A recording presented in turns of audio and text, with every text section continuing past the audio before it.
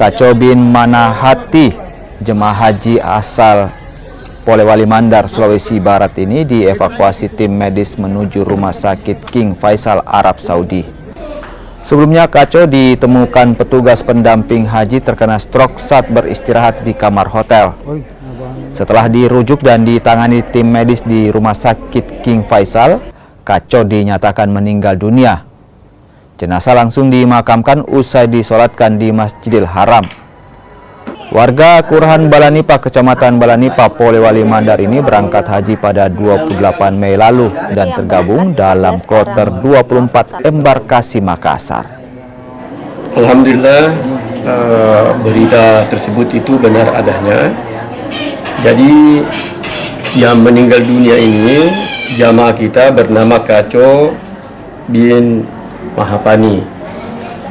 Usianya itu 87 tahun. Beralamat di Lama Syariah, Kelurahan Balanipa, Kecamatan Balanipa. Seperti itu. Adapun penyebab kematian itu menurut informasi dari Arab Saudi itu stroke hemoragik. Jadi kami langsung menyampaikan berita duka tersebut kepada keluarga bahwa almarhum